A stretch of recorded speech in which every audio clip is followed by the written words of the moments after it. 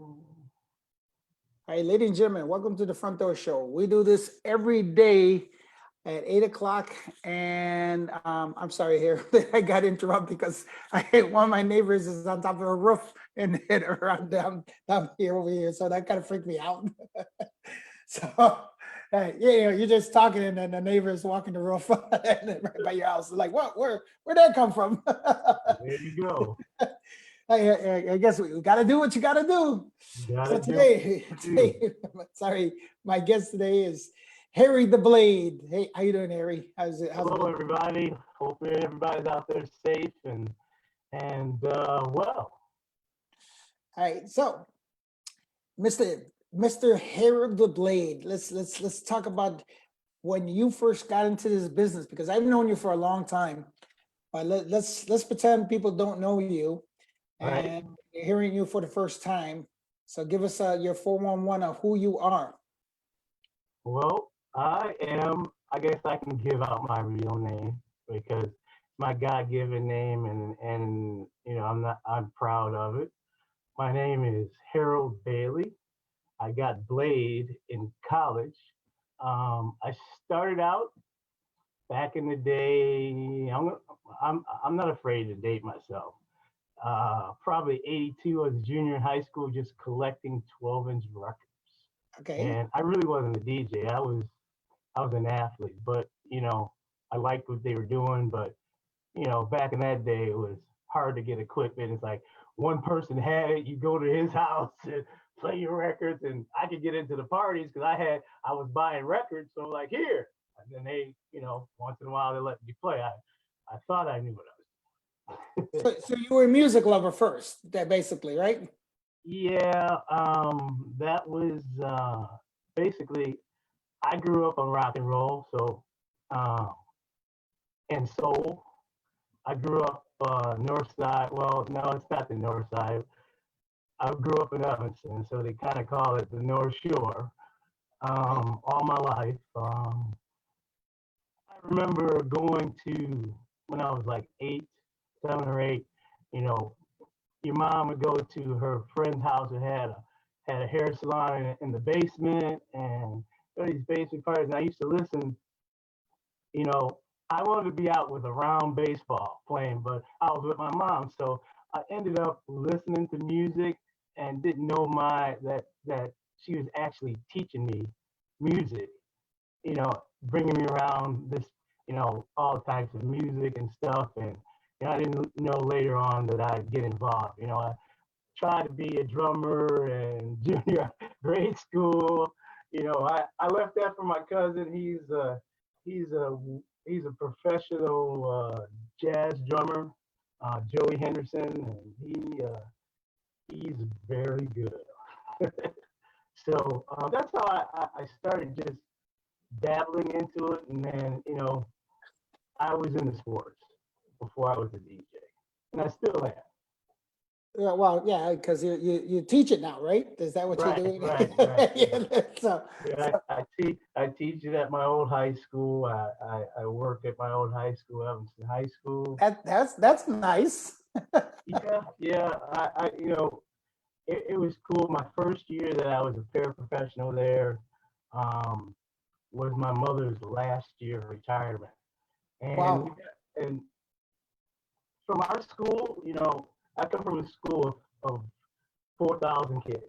There was 900 guys in my, 900 people in my graduating class. We had big ceremonies. So at the end of the year, they had a ceremony for all the teachers who are retiring. And I was there and I was like, God, my mom's going to be retiring. I'm going to do something that somebody hasn't done yet. So when they called her name, I sat close to her. I walked up to her and walked her down the aisle for her retirement. So that was So pretty she was cool. a teacher at your school as well? She was a secretary Ah, and okay. in the counseling office, and she was there for 27 years, bless her heart. And yeah, everybody knows Sue Bailey.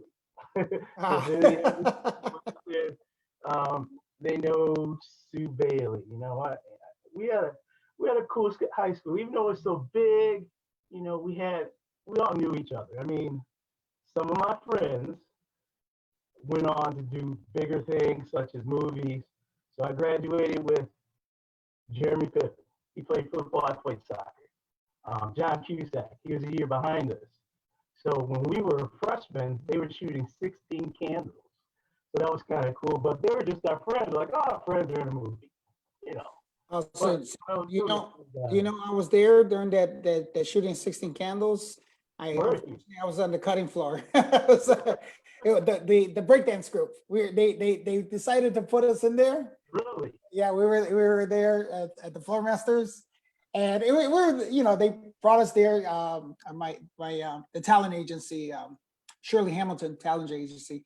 They said, "Oh, just go there and do your thing and stuff like that." And we were there in the gym, Right. in the gym, and we did our thing and stuff like that. But I guess they didn't want to add. We found out that we weren't added. I guess it kind of come. They thought it was a cool idea at the time, but then they said that this ain't a breakdancing movie. This is Right. a different Right, movie. right. I know the feeling about being on the cutting floor when I was in college. One of the head engineers asked me to help him out with his movie. It was entitled The War Zone. Basically, it was a knockoff of The Warriors, but shot in Chicago, where these kids from the suburbs, they get separated, so they had to go through Cabrini and stuff like that. And I remember the engineer goes to me, he goes, because I was in production and I was kind of dabbling in DJ. He goes, "You got to help me with this." He's like, "What?" He goes, "We got these 3 rappers." He goes, "I'm white, but I know they cannot rap. Could you help us put up the music?" So I did a few things, and the producers liked it, and they used something else, but they put my name on the credit. I think the final movie was called Judgment Night. Emilio Estevez was in it, and I think I got a little bit credit in my name somewhere, like when it goes like that. You know how the credits go. You blink, you missed it. Or if you looked at it, you missed it. But yeah, it's I like doing editing, just like you hear my name, and that was something different, getting that name. I didn't make that name up, mind you. All right. So where did the blade come in? I mean, how did that come into to play? So I was at my last college after playing soccer at 2 other colleges away and things like that, because um, I was at Columbia College, and one of the production directors or seniors, his name is LaVoy. He did a Deep House show on Thursday, and I was just, trying to learn how to edit on a reel-to-reel, which I still have one, and it's at my friend's house, Jay Squeeze. He still has it, but I was listening to his stuff, and one night he did this remix of a 10 City song, and he just edited. He goes, you might not be able to get that. I'm like, well, I'm a competitor, especially in sports. There's not a sport that I can't do, other than I couldn't do a hockey stop for hockey, and it was a little expensive. So I'm like, okay, that's a challenge. So I did this remix of, I think it was a Fast Eddie song. He came in there, it goes, "Wow, we're gonna dub you the Blade." And so it stuck. And of course the radio, I could, Harold Bailey is too boring. Well, So I mean, and Harold Bailey because it's too synonymous with the other Harold Bailey. right. So I had a friend in college who we had parties at his house, and he used to just needle me and call me Harry. I'm like, I got him. I'm gonna start using that name. So when I got to college, everybody had these names. I'm like, I'll make it simple. I'm Harry the Blade. How about that? So that's how you came up with Harry the Maid, but you're not DJing at this time, right? Yeah, yes, yes, I am. So let me go back a little bit. Okay. So, and it goes back to Mom. When I went off to college to play, I wanted to be a professional baseball player, but something happened my sophomore year. Baseball was, they were either like this, baseball and soccer. Baseball went like this, soccer went like that. I was the number one goalie in the program, and at the end of my 4 years, I was being recruited by the top soccer colleges in the nation. So I was all state nominated All American. So I was DJing a little bit at the time at school, and I remember I came back and my mom goes, "Listen, um, that's a nice hobby, but you need something to fall back on. I need you to go get your education." So in between, after that, I graduated college at Columbia. Oh, this is before Columbia. This is before Columbia. I got that together, and then you know, at Columbia is really when I started to DJ. Kind of, I did a couple parties. I was fortunate to do this big Evanston party they have, and I DJ usually was these other guys that do it, and they got me, and I got hired at this little club um, called Duffy's on Diversey. That was my first gig, and that's where I learned how to play all types of music because I had a knowledge of rock and soul and all these other. I was like, that's where I could take chances, and if it wasn't for like people like Uncle Milty who helped me get into high tops. And people are like, DJ at high tops. I'm like, if you can DJ at a sports bar, you can DJ anything. And that's where that was really one of my first breaks, along with Julian, when I was in college at Columbia, um, Julian, Lauren, and JJ, they asked me to DJ and open up for Julian. And that was and that was cool for me. I was playing at the warehouse on Friday nights, Oh, yeah, open, and I closed, and I got to watch him, how he can control a crowd, and I always respected his blends on the radio, and highly respected his blends, live, and it was a learning experience, Is that where I met you the first time? Was at the warehouse?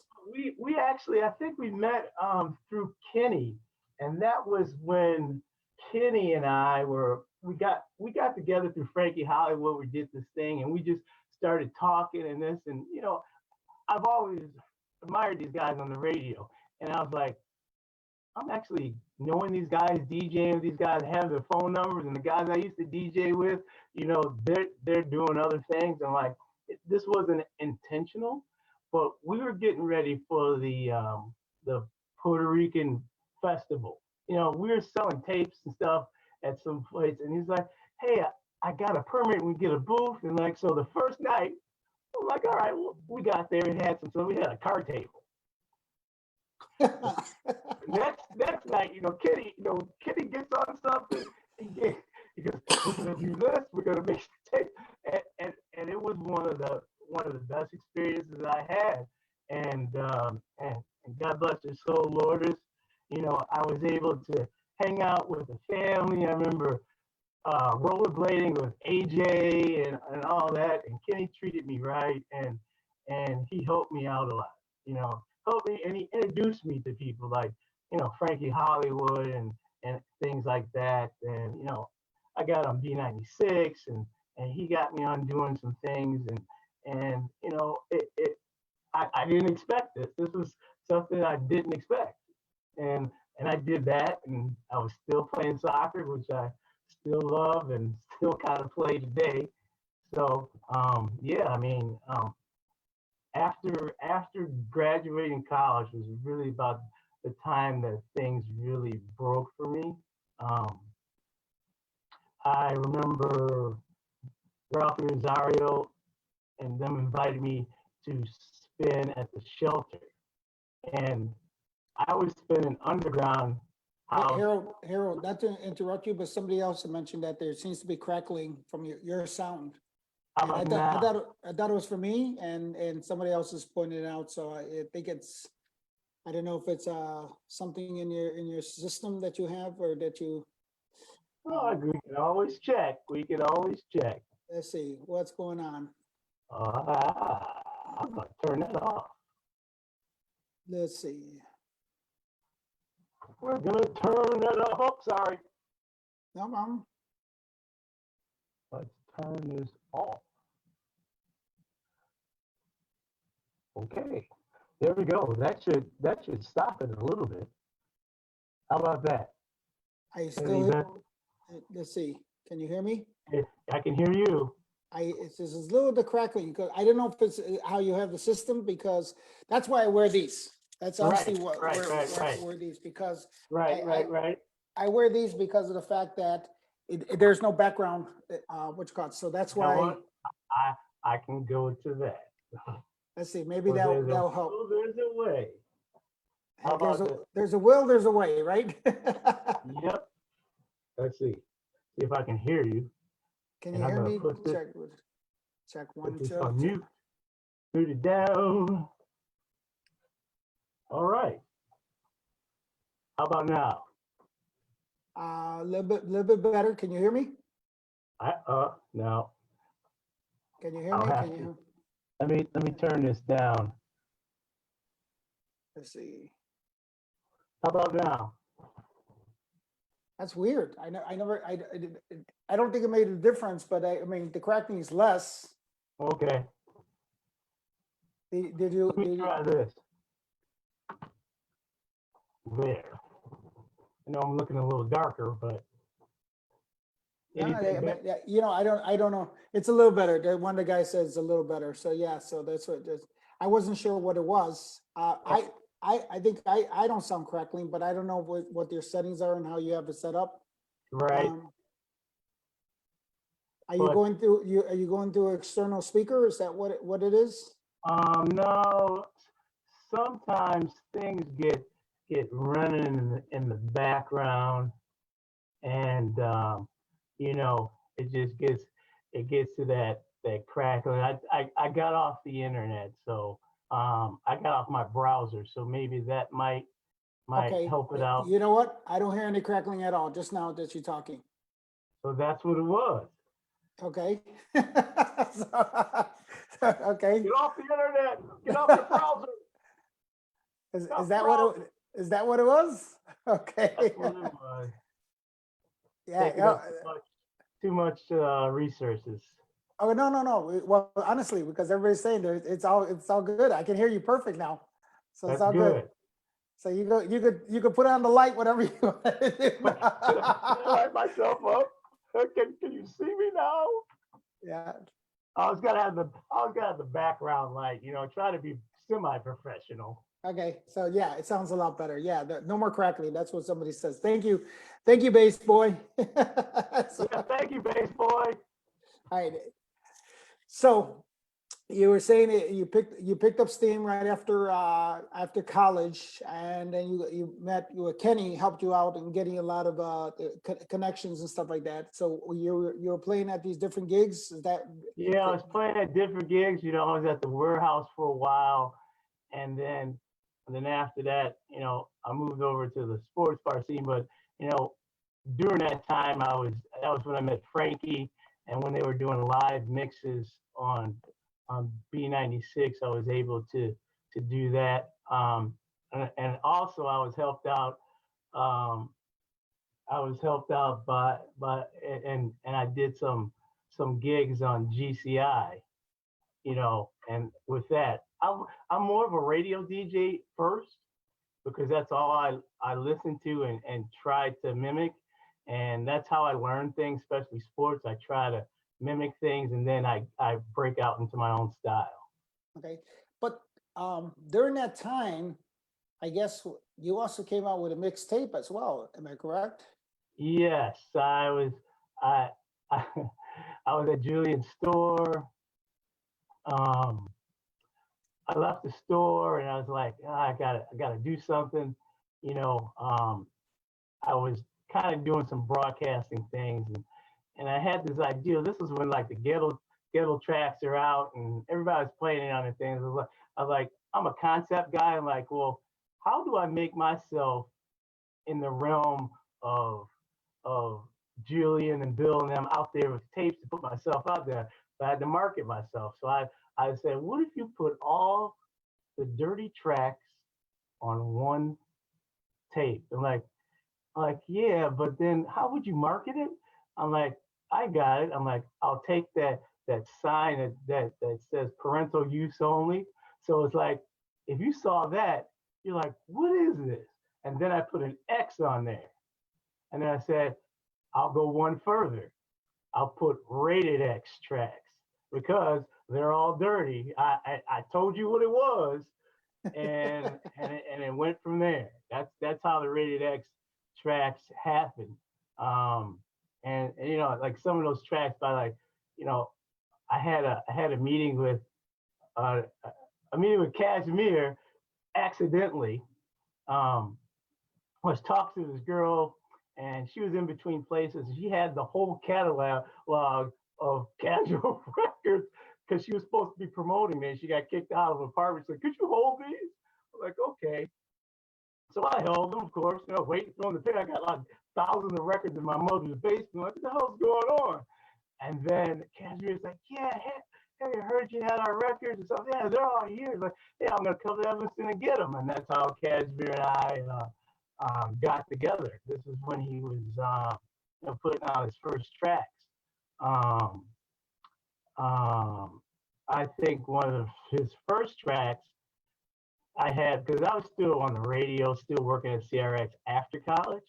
Okay. Um, I took down to Laura B down at her club, and she was like one of the first persons to play stuff like that because where she was at, it was all commercial and corporate. But she snuck some things in that I gave her, like, here, try this one, So where was she playing and at? What club was she playing at that was all corporate? she was playing downtown at what was it? Uh, Limelight? Yeah, Limelight, Okay. which was I guess they changed names and stuff It and used all to be that. Excalibur before. I mean, it was Excalibur, but it was Limelight at the time. Yep. Yeah. So yeah, she was playing there. I used to give her stuff there, and I used to be like their hired gun once in a while because nobody, because I knew ever DJ'd there, and they'd ask me to come play for a couple hours for this private party. That I'm like, okay, cool. I'm not doing anything, but yeah, that I remember giving stuff to her, and then like with the mixtape thing, I just had to market myself. I had a good person to follow. Um, I love Bill to death, but Floopy, who used to go around, he used to go around with his tapes and stuff, and I used to watch how professional he made it like a business. I was like, I need to mimic stuff. I need to make make mine like a business, and I tried to follow that point, and I ended up selling a lot. My name is Well, out there. right. So you got your name out there, which was cool. And so you're, this is what year is this now that you're doing what you're with This Laura is B? probably about. This is probably about. I want to say 95, Okay. and I don't know exactly. I think that might have been my first kind of, well, my tour with being in the sports bars, and then Milty left in the later years around 98 or so, Right. and then he went to Elixir, and so that was a club. So I've been in sports bars and doing tapes, that was my thing, and coaching soccer. That's all I was doing. So DJ at night, during the day I was coaching soccer. And then Uncle Milty asked me, and he's like, "Why don't you come down to Elixir and play a little bit with me?" And I ended up staying there for like 3 years, and I was fortunate that he was influential in that, and the whole Elixir crew, Stefan, the owner, um, he was cool because that was about the time when I was actually traveling to Europe. how I got to Europe without having a record out was one of the guys in Tin City, Byron Burke. He was with an agency in Germany, and they needed. He said he had a spot for me to play because some guy couldn't come. He's like, "You got your passport?" Of course I do. I've had it since high school. When I was in Boy Scouts, I went to Europe. So he's like, "All right, hey, come over and play a little bit." And I think the first tour I did, I happened to play with Barbara Tucker. So I kind of opened up, and then she did her thing, and some other guy DJ, and I think the best experience about that first trip with Barbara Tucker was we were on our way back from East Germany back to where we were going. We were in a car, and she talked about we're just talking music and stuff. She goes, "I get these tapes of airports, and I like to listen to them in cars, and I drive." And it was just like disco. And we sat there and talked about songs and disco.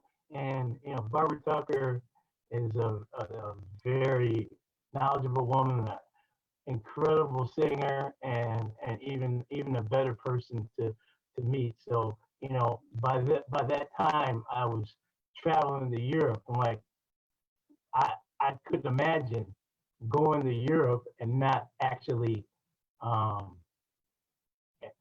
and not actually paying any money. Somebody paid me to go over there to DJ, and that was cool. And I tried to give them everything I could every time I DJ. Right, so that would be your highlight of your Well, DJ. not exactly. Okay, all right, well, I would think that would be a highlight. It would be a highlight, but it's Okay, not. It's not the true highlight, all right, we'll get there.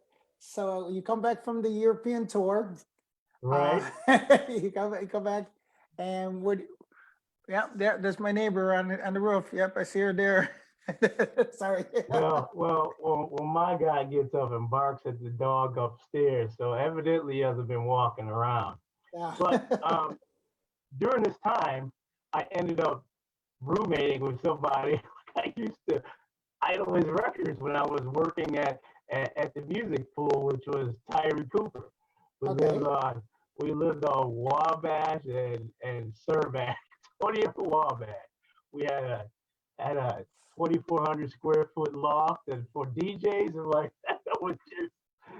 I think we paid like $900 between us, so it was like 450. Like, so he'd go out to DJ or go out to Europe, and it was cool. With Tyree and I got to be really good friends. Him, Fast Eddie, and a couple guys actually came out to one of my birthday parties up when I went. I was visiting my soccer guys at Northern Illinois. They were finishing up their soccer career up there. They decided to throw a birthday party, and I was telling these guys, like, "Oh, these cats aren't coming." It's like, "Oh, we'll come." It was. They said they had the best time of their life because what we did, it was nothing about music. My friend, she cooked like for 20 guys. They're like, "What the heck's going on?" And then we ended up playing a Wait, individual wait. basketball I know, game. I know, I know. Eddie likes food, Right. so yeah, I know Eddie We likes played food. we played So we played individual with 20 guys. Now that was hard. You go in the hole, the guy was just like, and I wasn't that good of a basketball player. Then we ended up playing touch football. Those guys told me to like, boy, man, we have this isn't like having a birthday party at a club. Like, yeah, I mean, what we do. But Fast Eddie and Tyree, they they influenced me a lot, along with um, Gershon Jackson, who's good friends with Mike Dunn. So let me go back just a little bit, and we'll talk about Mike Dunn at the warehouse. So I used to spend on Fridays. He spun on Saturdays. hmm On Saturdays, I would go to school, the school of Mike Dunn, and sit there and just watch. He's an incredible DJ in the club. I remember he used to bring in a reel to reel. I'm like, what is he gonna do with that? And he started playing his own tracks. I'm like, I want to start trying to do something like that, but I would never be on his level. But I learned a lot by just watching him, and I know him to these days. And Tyree, and that was through Tyree. Tyree, I'm surprised he hasn't called in, because he Tyree and I still talk. Um, and these guys are friends for life. So yeah, I mean, I've gone into a bunch of DJs that I didn't even dream of. Um, you know, there's a group of DJs who you won't believe that are from Evanston. I'm gonna tell you a few. You probably know him. John Curley. Okay, yeah. I coached him in soccer at Evanston. So in between DJ, I come back and coach while he was in high school. Um, DJ Heather, Mm-hmm. she's from Evanston. Brian Borden, Yep. and then my neighbor who used to live around the corner from me on Lake and Dodge, uh, Gary Jackmaster Wallace. He he he lived around the corner, and it's funny how I didn't even think I was gonna be a GD. I used to go to parties and just watch them, trying to figure out who to dance with next, because most of our parties back in high school and after that were just, they're all about dancing. So, and the thing that got me to DJing is that I always wanted, I heard DJs who couldn't control a crowd, and didn't know how to work it. I wanted to make everybody have a chance to have a great time at the party. Do my best to make everybody say, "Well, I had a good time." I couldn't have.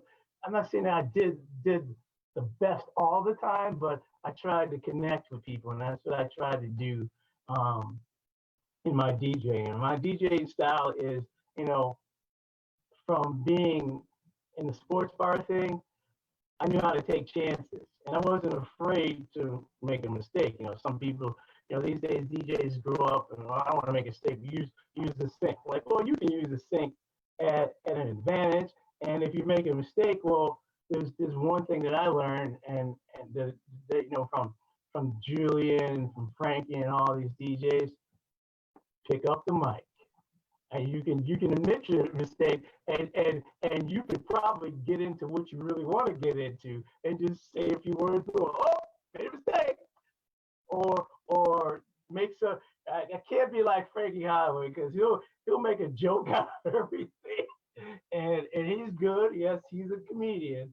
Yes, And he is. He's a comic, so he has that. I got another fact for you. So I played baseball. Then I played. What Frankie got me on this baseball team was called the Merengue Men. And I'm like, "Who's on this team?" So I get there. It's Eddie from Eddie and Jovo. He's playing outfield. Julian's on first. Bear Who's playing somewhere in the outfield. And Frankie's like, "This is a DJ." And I'm gonna tell you, Bear Who, hands down, and he was I think he was in the city championship. Damn good baseball player. Julian, damn good baseball player. And Eddie, Eddie, Eddie had a semi. He was in the minor leagues before he got to his radio stuff. And Frankie played baseball in New York, and I played a high level in high school. And it was so fun being a part of the Merengue Man. I was gonna say, but did you win the game? That's the question. Oh yeah, we won the game. We actually went to the national finals down in Phoenix. They have a tournament every year, and for me, because I didn't play college baseball except for 1 year, I actually won college. I walked on the baseball team. So we go down to this tournament, and we end up, we're like, we need a coach. So we take Uncle Milty with us, and Uncle Milty is pretty funny. So we're playing this team, and if you've ever played baseball, you try to get serious, but somebody's always cracking on something. Frankie's saying something, somebody's saying something. And so I get up the bat. Milty's on third as our coach. He ties up his shirt all the way up here. He goes, look down here. Look down here. You know you want to look down here. Like, no. I can't do this. The guys are falling out. It's like, oh man, it was funny. It was one of the first places that it was the first only time I've ever been in a baseball brawl. And every baseball player always wants to be in one, but you know. All right. So now that's your highlight right there. That's your highlight right there. The Baseball brawl. Frankie, I was listening. Toph. All I have to say is Toph. And you know what I'm talking about. All you merengue men. Somewhere around here, I got a jersey. So that's interesting. I guess one of the things that people don't realize, and I mean this well, because I don't know, Harold, if you've seen, I've mentioned this many times that even though they see us playing 2 hours or an hour behind the turntables or behind the laptop, some of us they don't know our lives. Right. They don't realize that we do have a regular life on top of the other, you know. We do have a regular life, and yeah, my life is coaching. I moved to this new condo a year and a half ago, and the only reason why I put up my equipment because I couldn't fit, because I wanted to have it right. and it was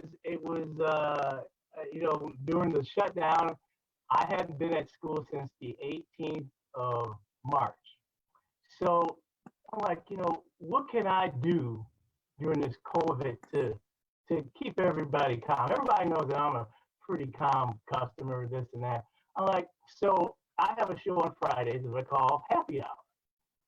And I decided to do it, not for monetary things or anything like that, is to play all those club hits that we grew up on and people like, so they could have a dance party with their family or their quarantine partner at their house. And so you're talking about it, you have an online streaming show, or is yes. what is it? Is it on Facebook? What platform? No, it's not on Facebook. I started out on Facebook, but they like to cut things off. So I'm on Twitch. Okay. Fridays from 9 to 11. Okay. If you go to twitch.tv/Harry the Blade 1. Okay, I don't know what that was. It sounds like it's gonna rain. Oh, was that thunder? Was that thunder? Well, you know what? It might be my neighbor and his fireworks. Oh, okay. Unfortunately, my neighbor is one of my former soccer players. He's about 22, so he's probably out in his backyard. Okay. But yeah, I'm on Twitch on Friday nights, and I just play open format. So I'm blessed to be able to have a good ear about music and what goes with things.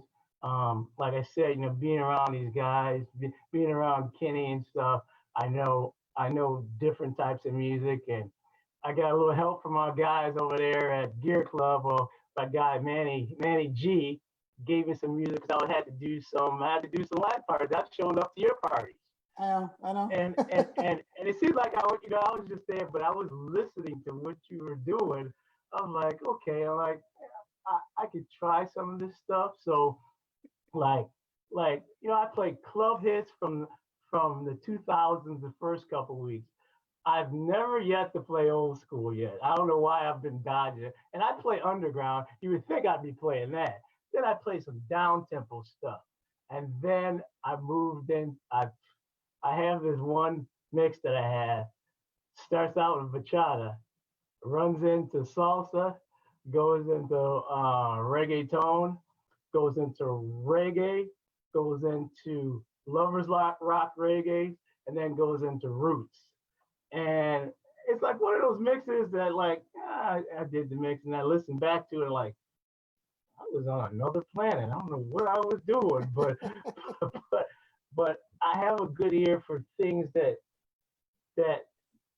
that go together, and I try to make a make some sense out of it. I'm not the best DJ over there, but I can play a party. I can play any type of party. I've done country music.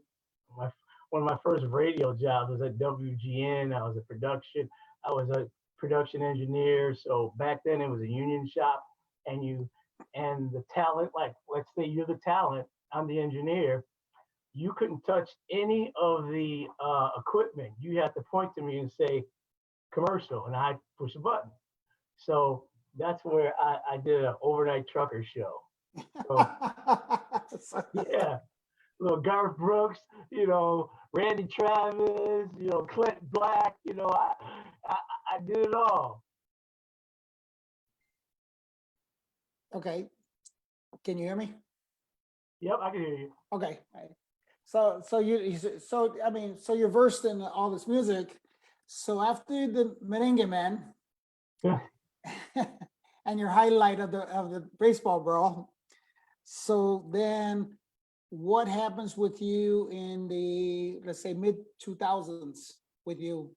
Or can I, like, let's be real. What happens to you after the 9/11 aspect of this industry? Well, funny you should ask. Yeah. That's why I'm the interviewer. Yeah, that's right. Well, during that time, just before it happened, my good friend who he was my sweeper in soccer. He's the guy who stands in front of the goalie, makes sure that last person doesn't get through. If he gets through, I got you. So he went to Northern and he went back and coached at Evanston, and he got a hold of my mom. He's like, Mom, he goes, Mrs. Bailey, where's Harold at? Because I need help with the soccer team. So he got a hold of me and I helped him out. And then he ended up getting me a job at Maney's High School as the assistant varsity coach. So I basically went into coaching, and I was DJing some gigs in there, here and there, but I went into coaching, and 2 years after 9/11 was, I'm gonna say it was '03. That was when my mother retired from Evanston, and that's when the DJ thing, I do all these balancing acts. DJing went here because club owners didn't want to pay that much. Not that I needed a lot, but I'm like, I'm not going to spend 6 hours and get $1.50. It's just not going to happen. No. So when I was making more money teaching and coaching, and something which I really love, not that I don't love DJing that much, but I was given a gift that I knew that I couldn't hold on to, that I had to share it out. And that was the gift of coaching and stuff that I learned from great coaches before me, who taught me what to do, who got me to be a great soccer player. And I just passed that on to the youth. And I think it was in 2002, my friend Mark Success, great name, Mark Success. I was coaching the freshman team. He had the varsity, and then they invite all the coaches to be in the playoffs. And we ended up winning state in 2002, undefeated, and giving up only 10 goals in 30 games. So I got to learn from him. So I'm a great learner of things, of all things. So I basically just went into to teaching and stuff, and over the past maybe 5 years, when people are, you got the over 30 crowd, I know how to play to that, at that time. Just play the hits. That's all they want to hear at these picnics, these beach parties and stuff. Just play the hits. I don't care, it's better than being, when I can make, when I can only work 2 hours and make twice as much as I would in a club, and I can go home and go to sleep or do whatever I want after that. You know, that's what the business went for the older DJs. You know, ones that didn't, you know, stay on the club. I didn't want to be in a club all my life. You know what I mean? I like to do guest spots, and I still like to, you know, do, you know, when I get to do a festival. I actually got a party to do tomorrow that I've been doing for about 10 years. Um, it's at the Avenue Tavern. We do a pride party as the parade goes by, but there's no parade, so we're just gonna have a party. I mean, obviously, when the parade's there, it's packed, but there's gonna be social distancing there, tables and stuff like that, and we'll be inside by ourselves. All right. But yeah, that's what I've been doing the last few years, and just a lot of coaching, you know, and for me, I like to go hear other DJs. So you DJs, if you want to know about for young DJs, don't be jealous. Go out and support your friends. Right. Go out and learn something. Maybe this DJ does something better you does, or maybe you can figure out another way to do something or bring some song in. I mean, back in the day when we used to, you know, at lunchtime, listen to the Hot Mix 5 at Evanston, we go out there with our boxes, and back then we weren't DJs, but we memorized the way they blended songs, which songs went into each other. So this kind of helped me later on down the road. You know, sometimes I do a blend and like, well, I could try this one, I could try that one. And you have to realize, you have to humble yourself. When you first start out, it's easier for DJs these days to start out. But you have to know that you're bad before you're good. So I have a question for you. How come, and this is not, you know, and maybe you've thought about it, maybe somebody's told you about it. Have you ever thought about adding both your loves together, coaching DJs? Yeah, I have. You know, actually, one of the teachers at school was asking if I ever give lessons to her son, who I used to coach. And I was like, you know, I could do that. I Here's a funny story. Red Bell 5, John Oppenheimer. He owned it. I've known Yeah. him for years through my soccer friends. And one day they had this competition between owners at one of the bars. So all the big clubs had owners came in, and they were supposed to grab a DJ to teach them how to do a set at it was Jesse De La Pena's party. so I had John, and to this day he talks about how I taught him over the phone how to DJ. He didn't come in first, he came in second.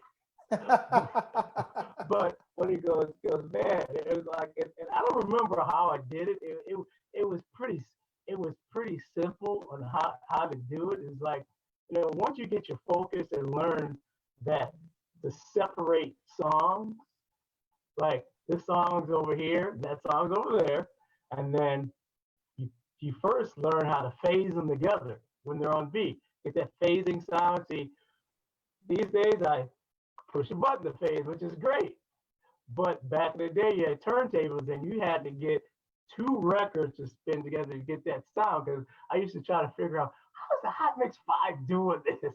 Like, they got some kind of machine and blah, blah, blah. Like, no, when I went to see them, like, oh, two records. But you get them in phase and then pull one back off beat. Then you know how, now you can distinguish which one's off beat. No, wait. We did the hold on, and then we got the middle, and then we would Right. manipulate the.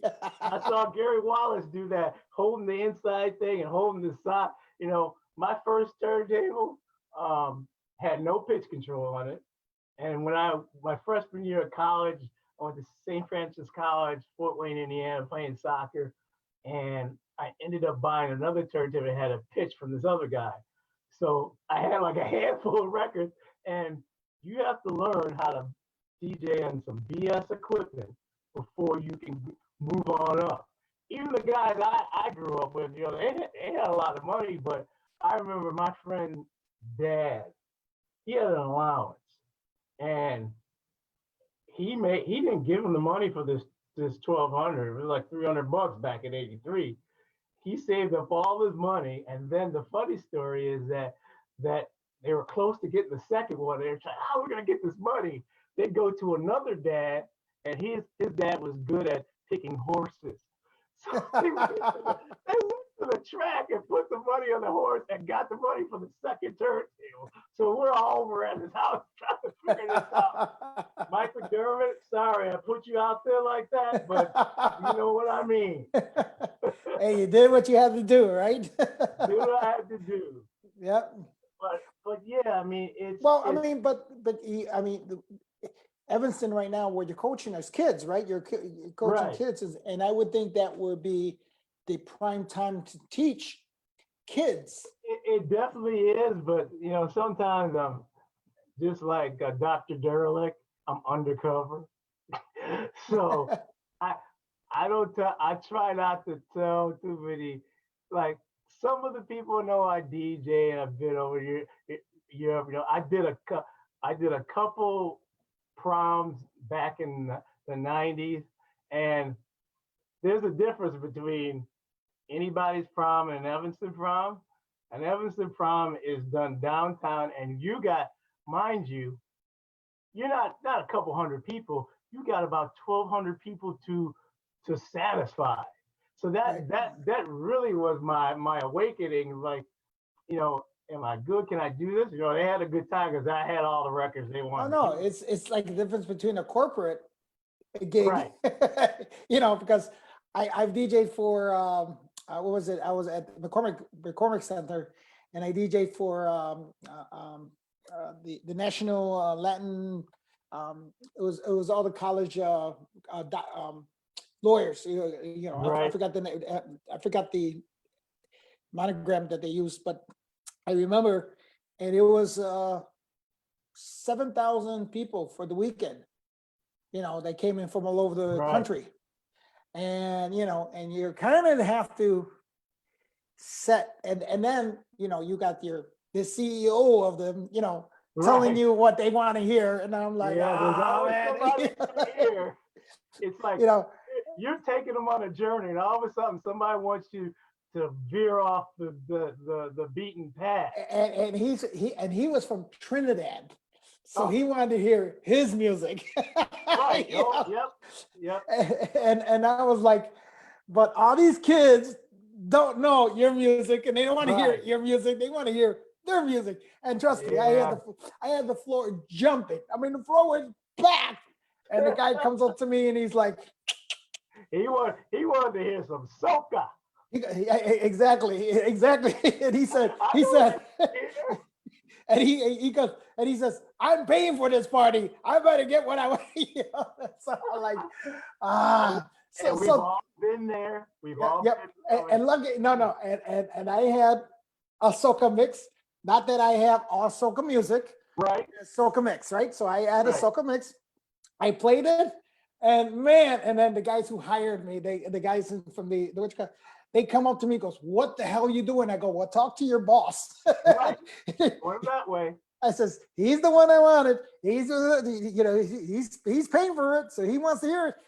And literally, I think it was like 2,000 people on the dance floor went, Right. and I'm Let me going, get a beer. but the boss is on the floor. He's having a good time. That's all that matters, right? Trying to figure out what's going on. Exactly. And I'm like, ooh, that says, and it's, you're kind of stuck in a hard place in a rock right there, because you're trying to say, and obviously I had to get him back right away. Right. And I think I did a cumbia right after, because I mixed it in from the soca to Sure, you had one of those grenades you could throw out there. That's what another thing for you DJs.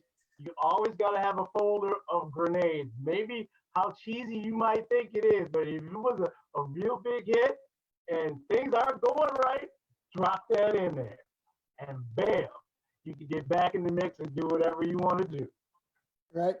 And I never forget that. I was like, oh my God, he was, and I knew it. I knew he was gonna kill the crowd, and he did, and stuff like. I mean, I got my check, I got paid, Right. everything was cool and stuff like that. And and even they turned around and says, the guys who hired me, they kept apologizing to me. I said, no, man, he was adamant. Right. When I say adamant, he goes, Well, I'm paying for this part. I know Caribbean people. Caribbean. And he was like, and I was like, oh God, and I just knew the crowd, and it was more of a Latin crowd. And trust me, when I mean Latin crowd, I wasn't playing salsa, merengue, bachata. I Right. wasn't all that. I'm playing the culture of the Right. college grads that they were, and this was going maybe about 5 years ago. And I remember this. I'm here. I am. I'm 2,000 people. Right. And it's way different than you playing for, like you said, a lounge with 200 people. Completely different. So I get that completely. So there's a different way of handling a crowd when it comes to 200 people and 2,000 people. So it's like, and especially if the crowd that you're playing um, in the lounge setting is a sports bar. Right. So that even makes it more easier. It does. You're the controller of whatever, if you want Yeah. this to go this way or that way. I think that's how you're the god, basically. Definitely. Definitely the God. Yeah, I mean, you get in those situations, and you can't melt down. You gotta adapt. I had that situation. Well, it was at a wedding, and one party won, and like I'm playing it, but stuff with on the list was just killing the vibe. And weddings, if you're doing weddings, they go in an order at the beginning, and then it's a free for all. So you gotta also kind of go with their wishes. You know, it's So it's you can't sometimes you can't just rock all kind of parties like that. It right. just doesn't happen. So come 2002, you focused on the coaching aspect of it, and you start doing the coaching. Right. How much of what would you say? Yeah, I mean, coaching was the full time. I understand Right. that. So were you just doing guest spots, or did you have a I residence? think that was the time where I was doing some things with Frankie. Few things is the tail end of B96 stuff, and then sort of in like from I want to say 707 to 2012. Um, they were doing this show. Just Joey was doing a show on Q101, Right, I and remember that. they had just turned it over to I101. Frankie called me up. He's like, man, I want you to DJ this and blah blah. I'm like, he gets his mix. I'm like, okay, cool. For me to throw a radio mix together after growing up on radio guys, and like I said, I grew up DJing on the radio. I was blessed that these other DJs saw what I was doing and invited me to play at clubs and things like that. So, I had a real fun time while that short stint at I-101. I think Just Joey and Frankie, and Just Joey asked me like in the first week. So he was kind of up and yeah, we want you to do this, because it had turned kind of pop a little bit. It was it was really in a corporate takeover mode. They knew what they were going to do. I've been in radio. We know how this story ends. So they were doing this pop to fill in until they could get back to what they really wanted to do with owners. So I was I was like, I did my research. I was listening to what they were playing. I was like, okay, let me find the dance versions, let me find this and that. And I copied the playlist, and because Joey didn't give us any information, and I started to play these danceable versions of the songs that they were playing remixes. It comes up to me, he's like, how did you know how to do that? And I didn't give you the playlist. I'm like, Joey, I'm a radio DJ, and this is how we work it. And then, it was going good. We're all kind of playing up tempo, and then I threw a curve. I started playing like pop like songs back on early B96, like Ace of Base, I Saw the Sign, and things like that, and mixing it in because you can't play up here all the time. Correct. You gotta throw a curve and then build it back up. It's about peaks and valleys. It's Mhm. about taking people on a journey, and that's what I try to do. When I play, try to create a journey, and there's guys out there that can really, really take you on a journey. Obviously, um, Louis Vega, he can take you on a journey the whole night.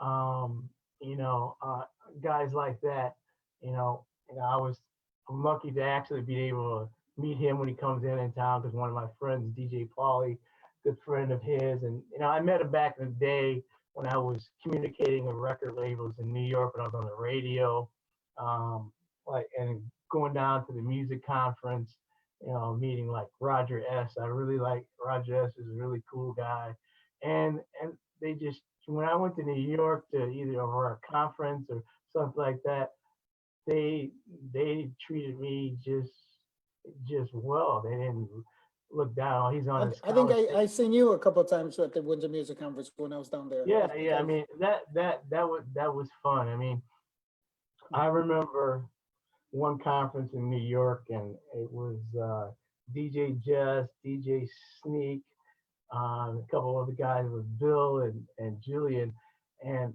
like they're Strictly Rhythm was the big thing then. We were playing all the records, and Julian called up there. Yeah, Scout guys will come see you, blah blah blah. And they're like, hey, Julian, we want to have you come out. We're doing this big party. He's like, tonight's not good. He's like, how about they're like, well, he's like, oh, you're not gonna have us over there. And I just saw like Sneak and Jess's their faces just went. So him and Bill went off to do something. I was like, hold on, guys. Like, I got some connection at New Breed Records. I was talking to actually this guy. His sister was Taylor Dane. He used to send me all these records, and let's go over there. And so I'm in New York. I don't know where I'm at. I'm on Trent. I'm taking, and it was fun. And so I take these guys in, and they're happy just to get away. And then we were somewhere near Strictly, and I called my person. Of course, the person I talked to was down on the totem pole. It's like, yeah, here are these producers from Chicago. We're just in the area. I just wanted to say hi. I didn't want to come over. It's like, yeah, come over. So I'd bring these guys over there. And this was when Sneak had the record Work It. And, I introduced him. I was like, hey, this is DJ Sneak and blah, blah, blah. He does this Work It, right? And that's how he got to talk, and he did some stuff on Strictly. And Jess was there, and I'm trying to think who else was there. But anyway, I remember like 3 years after this, I was talking to Sneak, and somebody's asking me how to get my records like out there and stuff. He goes, and to me, it was one of the best compliments because if I like to help people, I don't like to like shut her out. Yeah, I wasn't. I'm more of a DJ than producer, and I do anything. And he goes, if you want to get information or get your record out, and somebody who knows people at labels, talk to Harry. He hooked me up. And when Sneak said that, I felt really good inside. It's like, it's like, I was able to put him in touch. Did I put him on? No, Sneak is talented. I Oh, just absolutely, I know I absolutely. know I know this person, Right, but when he said that, made me feel really good. right. So It's the same thing like what happened with Wayne Williams. We were at the Latin Billboard conference, and this is when reggaeton first broke out, was breaking out.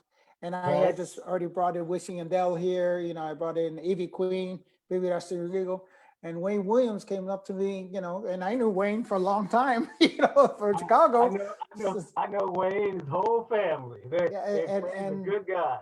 and Wayne comes up to me and goes, "Hey, man, introduce me to someone." He goes, "I really like this music." Obviously he doesn't speak Spanish. I go, "Don't worry about it. I don't speak Spanish either, so it's all good." So I go here, and I introduced him to Wisin y Yandel, and I Yeah, said, "Hey, this is the guy from Jive Records and so this the scene, and he's got an artist. His name is R. Kelly.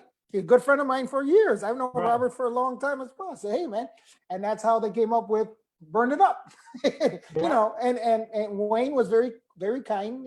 "Hey, man, we're gonna do this song. Cool. Hey, man, I just made the connection. yeah, You guys work it out. I don't want anything out of it. My point is, I want you guys to collab. That's it." yeah. Yeah, Wayne's one of the best A&R guys who's who's able to stick around the test of time.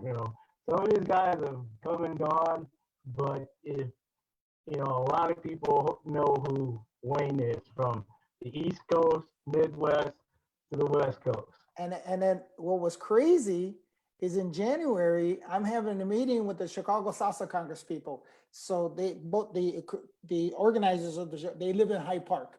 So I'm Right, there and I'm having a meeting with Rosita and Saladin, and Wayne walks by and I'm like, "Hey, come here, man."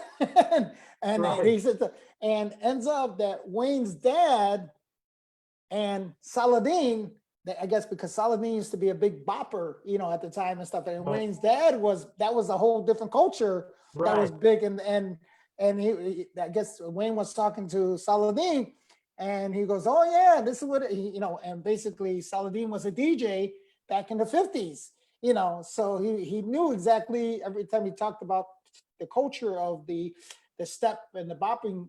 right. Wayne's father was like, he said, my dad did this and my dad was there, and and these guys, they also, the collaboration, you know. Right. So, Exactly.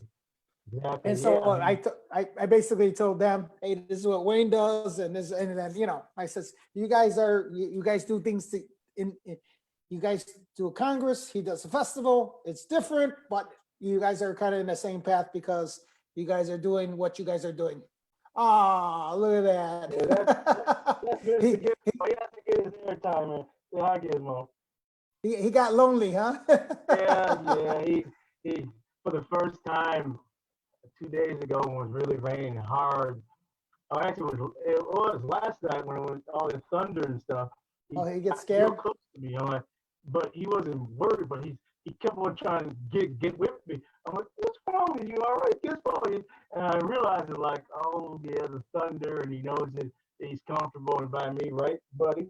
But also Okay. the 4th of July fireworks, doesn't that bother him too? No, for some reason that isn't. But he can hear the rumble of the thunder. So yeah, Uh, he's just a gizmo. He gets airtime. I go live on it. And we go on my Facebook page. It's Blade. You know, the Adventures of Gizmo and the Blade. his We're name is out. Gizmo. We're out Gizmo. now. There's a new one out there now. We were out. He was out there checking out. He was holding it down in front of the Avenue Tavern.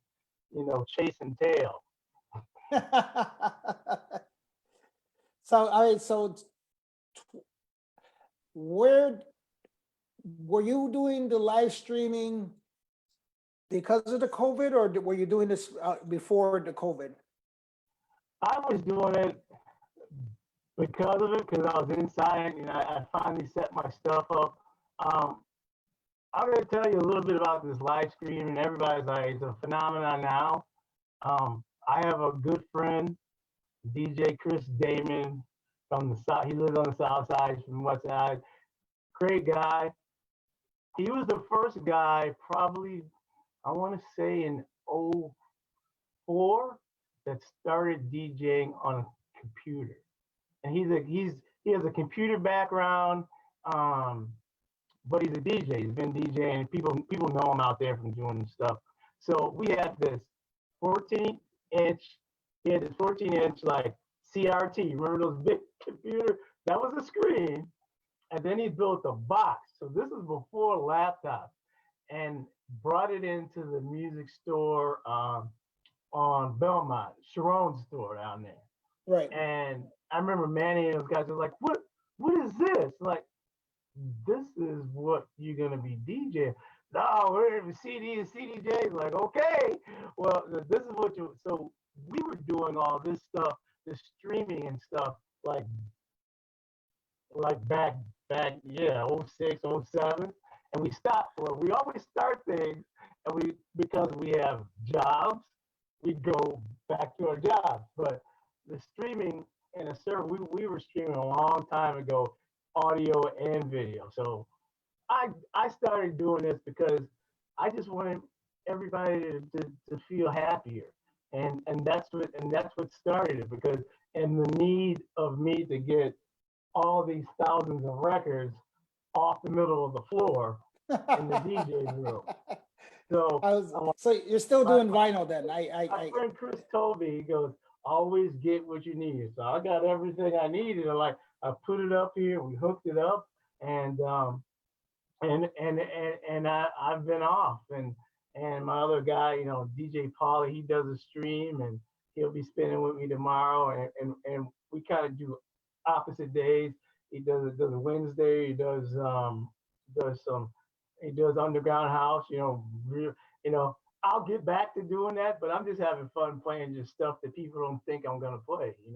Right. I'll play some trance. I'll play some hip hop, because it's called the Happy Hour Show, and I make sure that everybody, before we start the show, have a beverage in hand. This is the beverage left from last night. So it's like a party at your house. And Right. as things start opening up, you're gonna see a lot of guys just stop streaming, but I'm gonna still do my show, because now I can play. It doesn't matter if I have like 1,000 streamers, people listening to me, or I have 10. I have 10 people who want to listen. I'm just out there trying to, put a little something for people to think about, put something in their heart, and music is life in times of trauma. And when you can substitute that, especially when you've been shut out, and this is a shout out to all you DJs who are streaming out there and doing your thing. You did a wealth of help for people who were shut in, playing for, even if it's playing for your friends, you help them out. They had something to look forward to. And in this time of things, it was nothing. It seemed like the world was just going in the wrong direction. And just because we were shut in, we're able to, what they say, change the curve downwards. And we're making baby steps. Is it gone? No, it's not gone. But if you're staying safe, you're doing what you're supposed to be doing, you're helping your friends. And this is the way I can help my friends, by just being on the air, just being me. I was never one. Well, it seems like I'm not at a loss for words, but when I went to Columbia, I was doing broadcasting. I was pretty shy and get in front of a mic. I remember the first thing that my first broadcasting class, it gave you a newspaper, put you in the booth, and said, read it. So you had to read, even though it was in front of maybe 10 or 12 people in your class, you had to act like you're reading the news instead of reading the paper like this. You had to have inflection and doing this and that. I'm like, okay. Then I got used to it. And then, I'm a people person. So, I talk. And sometimes, and a lot of times I listen. Well, I mean, and I think that's important. I think one of the things that I said just when the riots were happening. I even talked about it to another interviewer. We're talking about a guy was around back in the 70s. And I was saying that, I says, I remember when the Puerto Rican riots were happening here in Chicago. And right about then, right after that, then I started seeing the salsa groups starting to come out of Humboldt Park. And these particular salsa groups were coming out, famous salsa groups actually. And I've always said music, and I jokingly said it, that music is the key, how we communicate. And I think that's one of the that's every genre, every artist, every singer, every band player. I think that's what it is that, I think music is part of a healing process that happens when it comes to whatever's happening. And if it's economically, if it's politically, if it's socially, if it's, I mean, you name it, all over the world.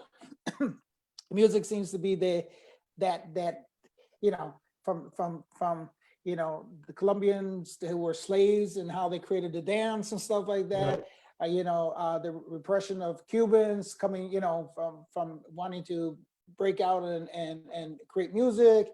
And Serbians and their situations, the different music came out, and there were stories, basically the Bronx and the stuff that, they get with white lines and all the other stuff that was going, exactly.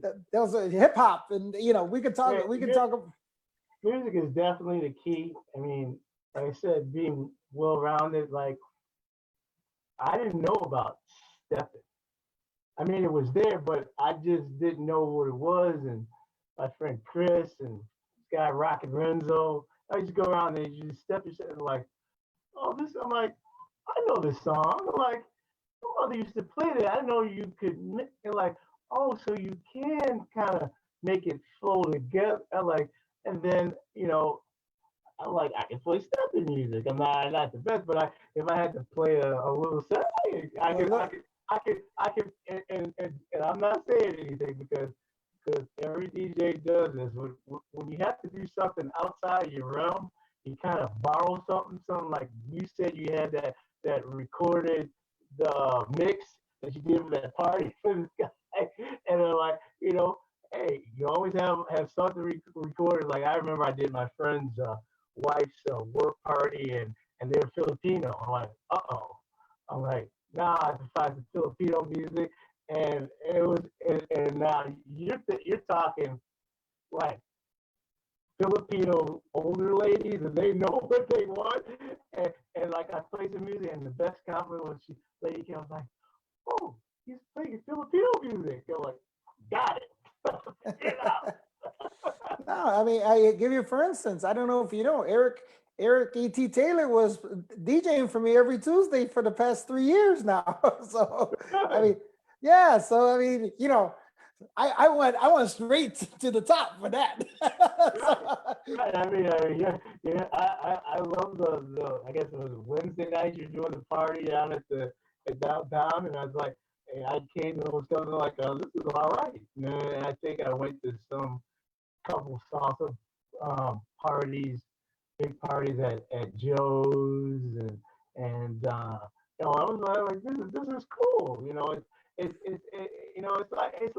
like house music. Like there's no arguments going on here and things like that. People are there to dance and being in the atmosphere, and it's just a great atmosphere to be around. Right, because it's about having a good day, dancing, and how many times do we know? But let's put it better. We're not young kids anymore, right? No, we're not. We're not young kids, but if we're with a group of people, if we're around a group of people around our age, I don't care where we're at, I don't care what nationality you're at, but there's a song that comes on that you heard when you were in high school. Right. Everybody like, hey, right. The camaraderie is there. It doesn't matter what we might have not grown up together, but guess what? the music was that connection, and that and the dancing, and then oh yeah, remember the Romany Man? Oh yeah, remember the and then we start reminiscing and stuff like that. And that's, to me, that's the best feeling I think that anybody can have, because it reminds you of the good times that Right. we all had growing up, and those are good times. So Right. Exactly. And again, not selling my show, but that's what the happy hour is. It's remembering those good times. You know, it wasn't all breakdance music, this, that. There's a whole lot of stuff that you grew up playing that wasn't that. You played some hip hop. You played some this. There's all things you can do, and that's what it's about.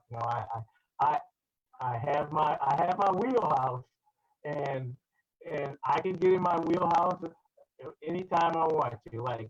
But Like we're waiting for that one for the old school house. yeah. I broke it out at a couple parties, and people are like, "Huh? I didn't know." I'm like, yeah, well, yeah, I can. When I get in that house, and in the underground house, and I played a couple gigs. Actually, my birthday last year at the Wise Owls, and I did. Yvette allowed me to DJ there. I'm like, okay. My friend Paulie, and we're both DJ, and I started getting up there. Everybody knew me for just coming up there, but all these guys have been playing Afro house and stuff like I was playing this a long time ago, and I got some stuff. I got some underground that nobody has because it was on record, and I have it, and I'll play it like, what was that? I'm like, oh, you might not be able to get that anymore. But I was playing, and it was and I remember somebody like, I didn't know he could DJ like that. I didn't know he was a DJ. Like, yep, I just play. It doesn't matter. It could be like 8 people in the room. I'm gonna try to connect with you. Right. So Right. yeah, music is life. That's Absolutely. So, I mean, we're past the hour. Harold, I want to thank you. Any last words you want to say to the people who chimed in and logging in and listening to it? Well, I guess I'll promote my show on Fridays, happy hour show. Just sometimes I'll just figure out a genre I'm gonna play, and I'll just play it. And play the hits and maybe some other songs. It's on Fridays 9 to 11 on Twitch. That's twitch.tv/ Harry the Blade. No, with no Harry the Blade one, all one word. Sign up. You can make a fake name, whatever, and follow me. You'll get the notifications, and then boom, you're in. And then tomorrow I do my annual Pride party, which I have pride of doing because I can bring my friends in the DJ, and I don't have to DJ the whole 6 hours. Cool. But Very that's cool. at the Avenue Tavern on Oakdale and Broadway. And we just play from like 11 until like 7 or something, or till the cops breaks us up. But that's usually never happens. And so that's what I've been doing, and hopefully I'll get back to coaching at Evanston. I Yeah, truly, I, that's gonna be that. I mean, I'm hearing some good news, about I'm hearing that. some good news that I missed my girls' freshman team this year. We had 2.5 weeks to train, and I always tell these girls in the first when they make my team is like, this is going to be the most exciting 4 years of your life because you're going to remember your friends from high school. The ones from colleges, you'll remember some, but you're going to remember those who you went to Willard School with, Shoot School, Haven. I'm naming Evanston School so because I'm from Evanston, but you're going to remember that. And I always want to make it the best time that can be had. But I feel for all those athletes, graduates who didn't get a chance. But I think the phenomenon of the drive-by parade is pretty cool. I was in one, and it's great. And I just hope that you DJs keep on, all you guys out there keep on spinning and streaming for everybody because believe it or not, that one person you might not see on the other side of the screen, you're putting something in their life for that time. Right. And I just hope that everybody, has a blessed weekend and stays safe, And I want to thank you, Petro, for having me on the show. You're doing a great job, getting all these DJs and to do this, and it's a great interview show. Um, you know, I hope to kick off my old show called the Clubhouse Show, where in between the mixes I do short little interviews, but I don't know if I know I won't be as good as you are. I appreciate that. So But I mean, I guess I kind of did the kind of opposite of what you did, because I did the live streaming, but I didn't. I enjoyed playing music, and I enjoyed, kind of the same thing, the happy hour type of thing. I was doing it every right, lunchtime, but because I was getting frustrated with Facebook, and I was like, no, yeah, I don't want to do this Twitch thing. I don't want to do it, and that's why and this is how come this was created, because I felt more comfortable in this setting, because God knows I know a lot of people. right. God knows that, Been God, around the world. I. and God knows that I have a lot of chapters in my life as far as doing this in this industry. I got Right. different chapters.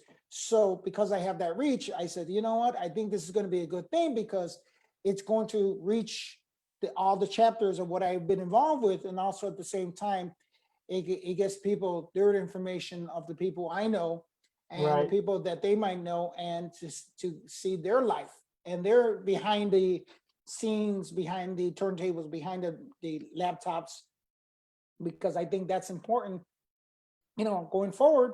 Now, when people see you spin, they go, "Oh, I know his history. He's a coach. Oh, yeah, Right. So now, now, Yeah, yeah, so it's now 5 billion people are going to know that you're a coach. Okay, is that cool? yeah, you coach my son or daughter in soccer and bowling and baseball. And Yeah, so everybody's like, "Oh, me, I could never say no. wait." His real name's Harold Bailey. Wait a minute. Right. I thought that was only in the Christmas movie. Right. Save everybody on the transport. It's a wonderful life. Yeah. Really. Yeah. All right. Thank you, guys. Thank you, Harold. I appreciate Thanks, it. man. I appreciate it. Gizmo appreciates the FaceTime.